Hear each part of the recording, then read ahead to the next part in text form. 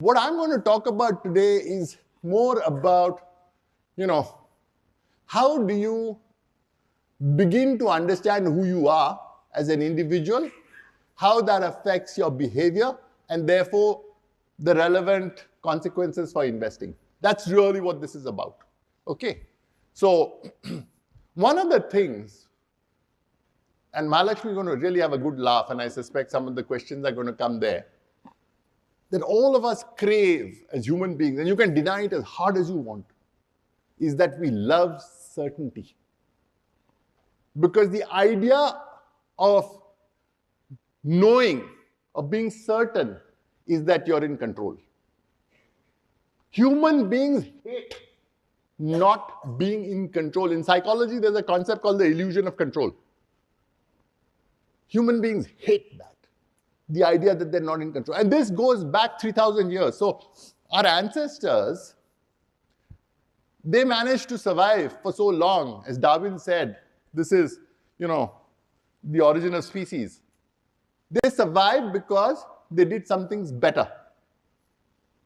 Because they were more aware of the dangers that existed to their survival, and they coped with it better. So, in the old days, when you were in the savannah, you were standing nearby, and you heard a rustling in the bushes.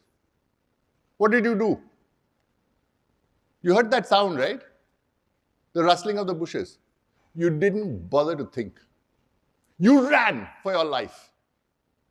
Irrational response, because the tiger will run faster than you. You'll be toast pretty damn soon.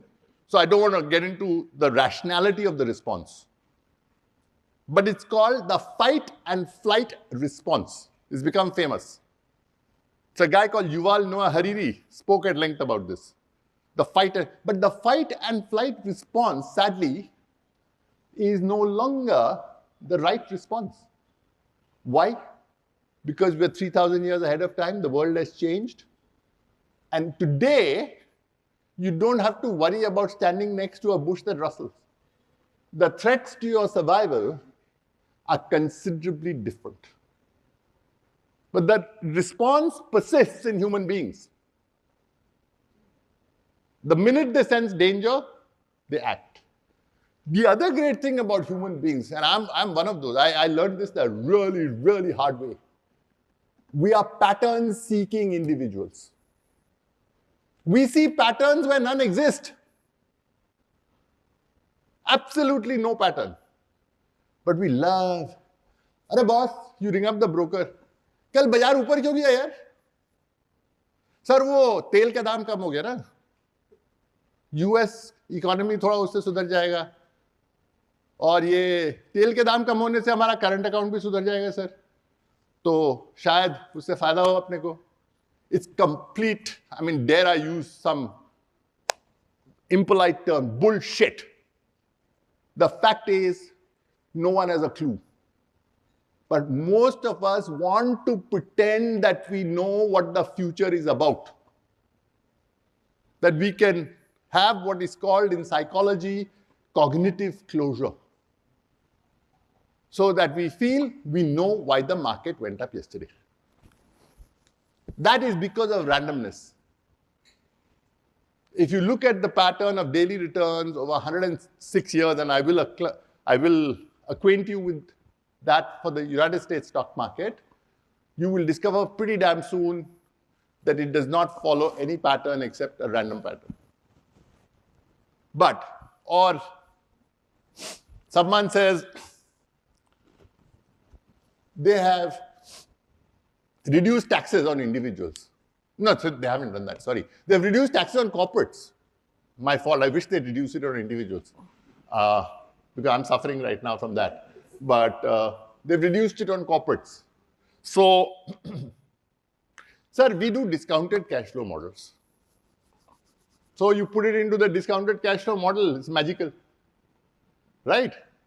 Because when 35 comes to 25, और आपने कम कर दिया, वो 10% बढ़ गया, तो आपका PAT 3.5% बढ़ गया, you're on velvet. I think the thing to realize is garbage in, garbage out. The discounted cash flow model can give you the result that you want. You make a set of nice assumptions, you'll get a set of nice outputs. What is far more important is not the precision of what a model tells you. It's about the ability to understand broadly in what direction you're headed. This word modeling really gets to me, A, because I'm senile. So when I was young, we didn't have this modeling business. But I'm going to say something which should hopefully, because all of you worship that guy, make you realize the futility of forecasting and modeling. Why is forecasting futile? Why do experts make predictions that are complete rubbish? Because no one knows the future. You've got to accept that there are many things that you don't know and will never know. It's not for lack of effort. It's just that they're unknowable. And chasing those is of no use. But why is modeling a lot of hogwash? Especially the ones with 40 pages on an Excel spreadsheet where each one is linked. 39 is linked to 38 is linked to 1. Why is that complete bullshit, rubbish? Can anyone tell me? What does the world's greatest investor do? All of you love him, right? He's still very much the man to look forward to look up to, Warren Buffett.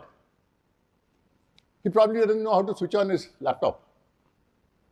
But in his head, when he looks at a business, he identifies the one or two key variables that drive the success of that business and therefore what it's worth. Can you imagine Manja sitting in front of a huge computer and flipping between page 1 to page 3 to page 22 on a laptop, creating a model? Any of you can visualize that thought? Because if you can, I'd just love to share that visualization. Seth Klarman. I'm a, dare I say it, I'm a reasonably good friend of his because he invested in a fund that I ran. And I came to know him quite well. So at one stage, he was very embarrassed. He said, Sanjoy, sorry, I have something I'd like to share with you, but my secretary hasn't come today. So I was wondering, what's the problem? His secretary hasn't come, can't share it with me. He said, it's on the PC. So his secretary puts on his PC. He's not obsessed with the modeling part. That's the level, the world's greatest, and I'd venture to say Seth Klarman is one of the world's 5, 7, 10 greatest investors alive today, despite his recent track record. He is just an unbelievable investor. I mean, no questions asked. So, this whole idea of how you think better about investing and how to be productive, how to spend your time well and know what you should not be doing is really what it means to be a good investor. Yeah, next. Yeah, this one. Told thousands of times you shouldn't be overconfident, it gets you into trouble. How many of you drive here? Drive your own car?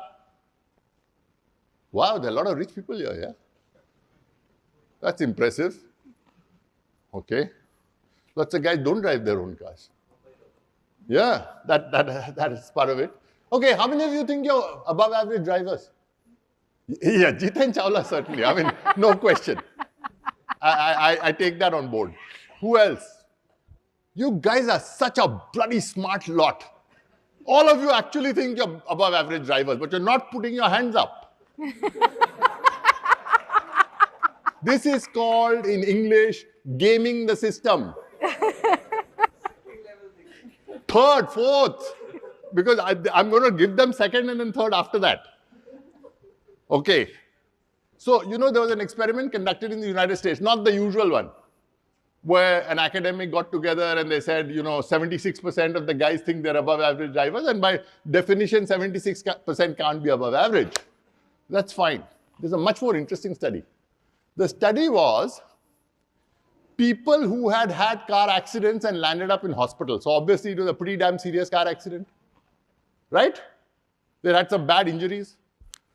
So a week after they were admitted to the hospital and before they were discharged, you know something? 92% said we are better than average drivers. Can you imagine the nightmare for people who sell motor insurance? And how to underwrite the price of motor insurance. And that has implications for not owning companies which are heavily dependent on motor insurance. Just in case you missed that subtlety. Okay. In India, we value these companies at 50 times earnings, which to me remains one of the miracles of modern investing. Anyhow, the reason people are overconfident, why are they overconfident? It has three, four good reasons. One reason is that being overconfident makes you credible. If someone asks you, you know, why did sort of the market give a 22% return last year? And you say, I don't know, boss. Not clear. Do you think that endears you, gives you credibility in the front of a bunch of 20 other professionals? It doesn't. So, one, overconfidence gives you credibility. That credibility allows you preferential access to resources. हाँ इसको मालूम है यार इसको करने दे. Once people say कि इसको मालूम है, that opens the door. Right? And third, once the door is opened, your own motivation goes up. कि बॉस देखा मैंने कैसे सबको लपेट लिया. So it's a wonderful and virtuous circle. This overconfidence thing, people are not overconfident for no rhyme or reason. They have a damn good reason to be overconfident. Because it helps them in their lives to get promoted fast, to get into the charmed inner circle of their bosses. There are many, many benefits. Can you imagine the guy who says, I don't know? What will be his fate? They'll chuck him out of the investment team. They say, तू यार compliance में जा. अगर तेरे को कुछ मालूम नहीं है तो यहाँ क्या कर रहा है? निकालो उस साले को, भेजो उसको, एडमिन में भेजो. You don't want that fate, do you?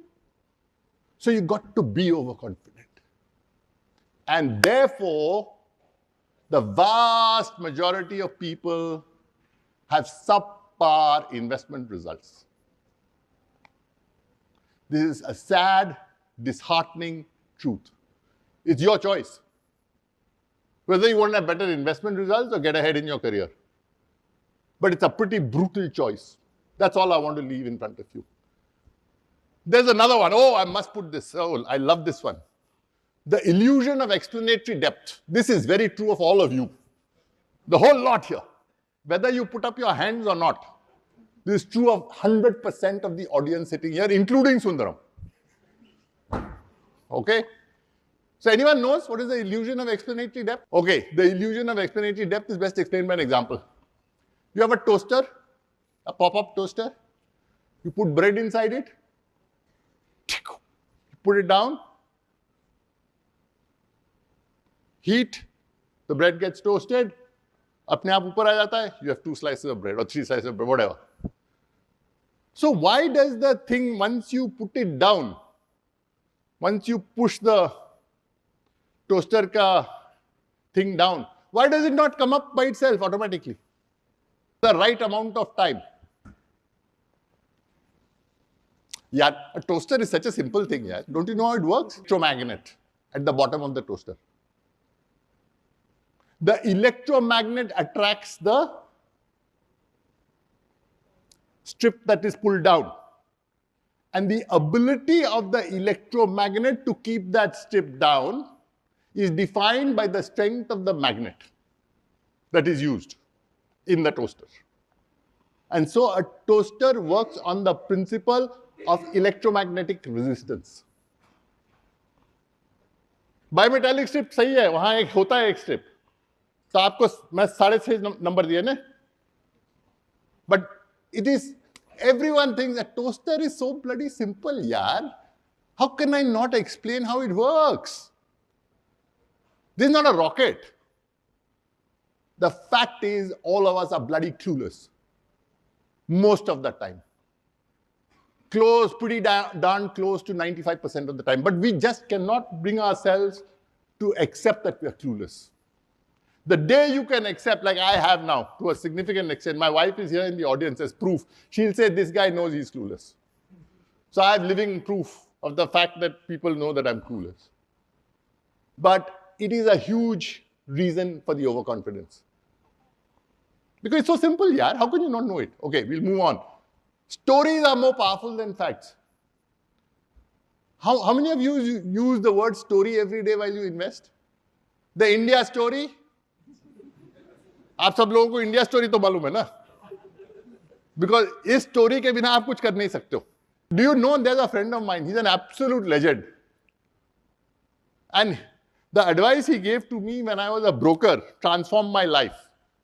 His name, and I'm sure all of you are familiar with it. In fact, if Bharat is here in the audience, is Bharat here in the audience? Not yet. Okay. He's a classmate of Bharat's. So, his name is Samir Arora. So, when I was a broker in UBS, I had the incredibly difficult task of rolling up to sell ideas to Samir Arora. तभी क्या करें?